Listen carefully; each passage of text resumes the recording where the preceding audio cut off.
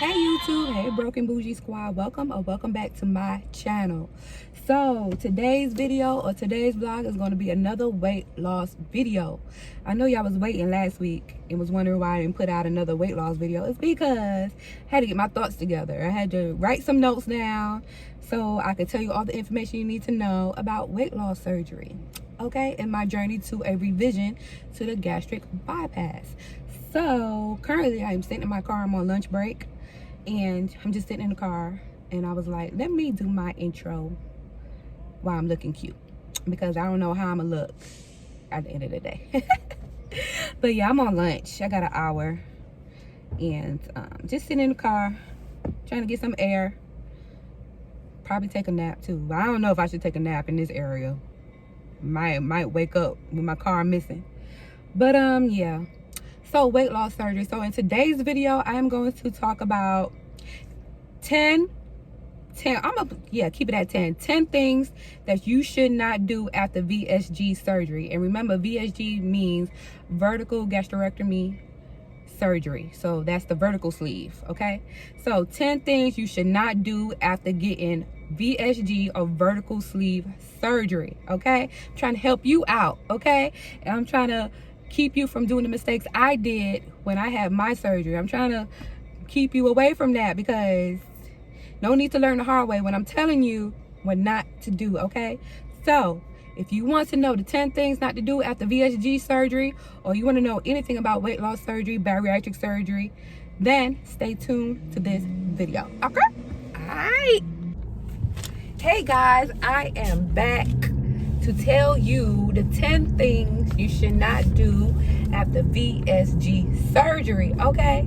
So yes, I am back in the car. Yes, I am paying attention to what I am doing, okay?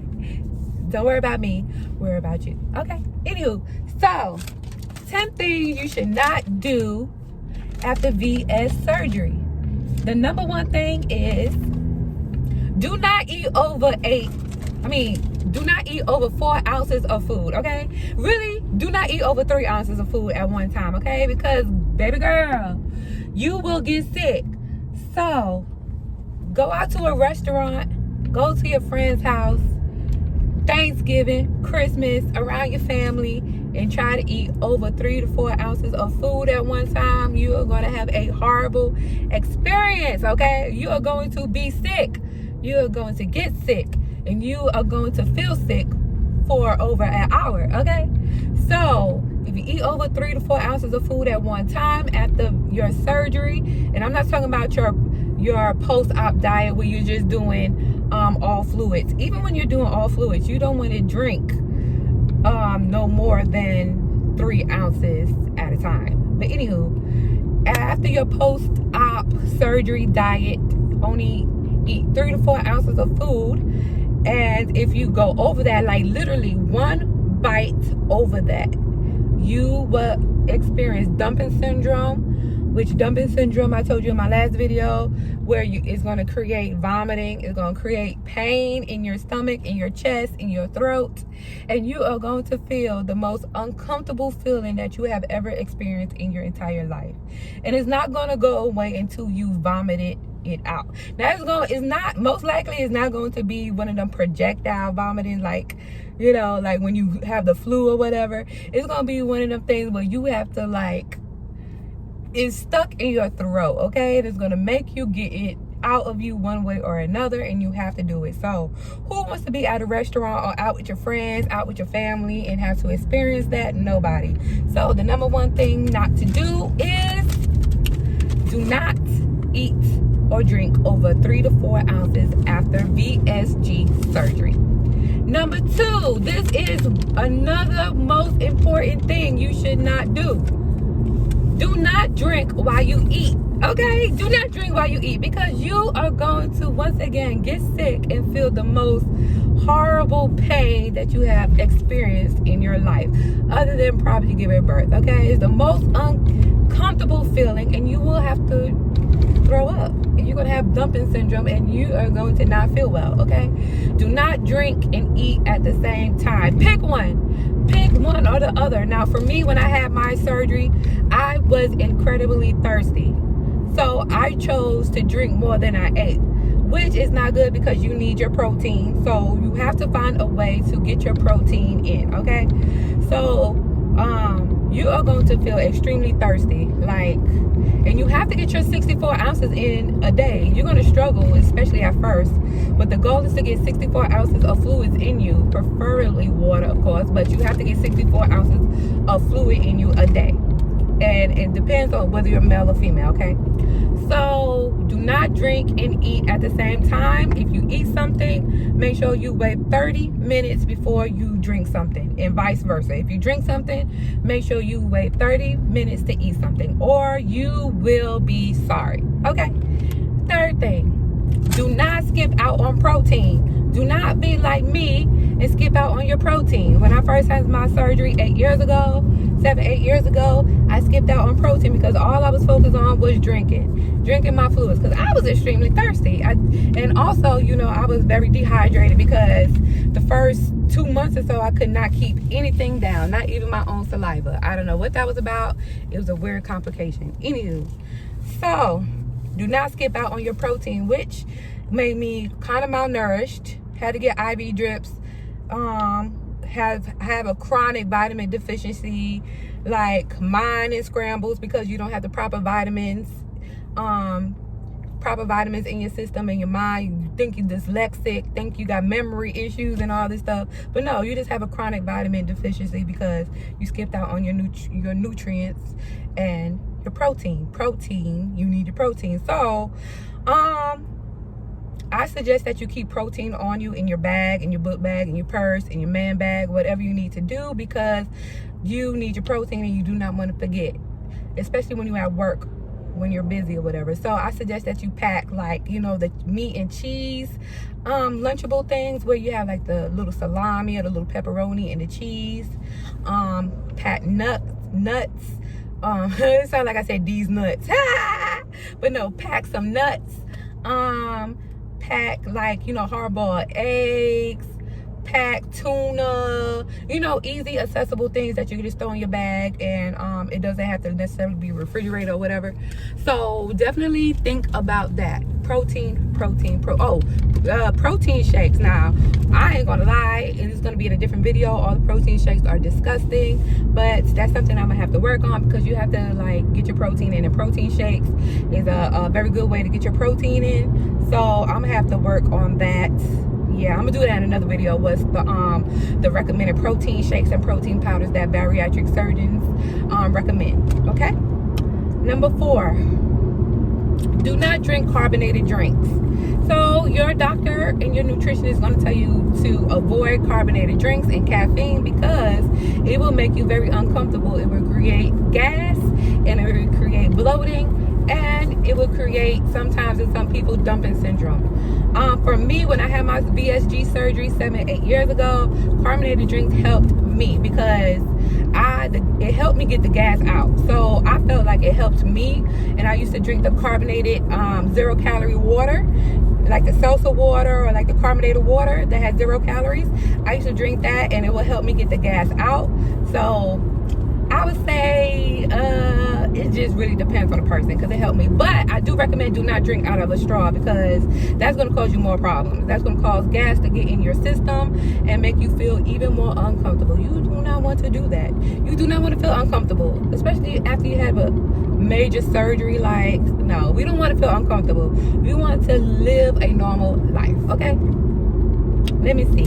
Number 5, one of the most important things. All of these are important, but it's like, this is like important. Do not do what I did. Take your vitamins. Take your vitamins like you're supposed to. Take all your vitamins like you're supposed to. Okay? Because what is going to happen, you're going to be malnourished.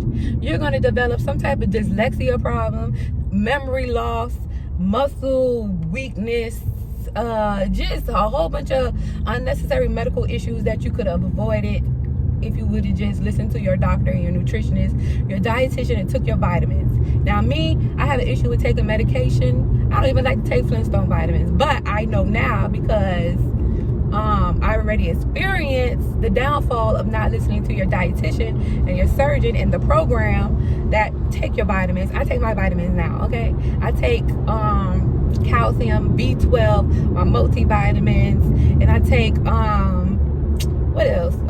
Vitamin D.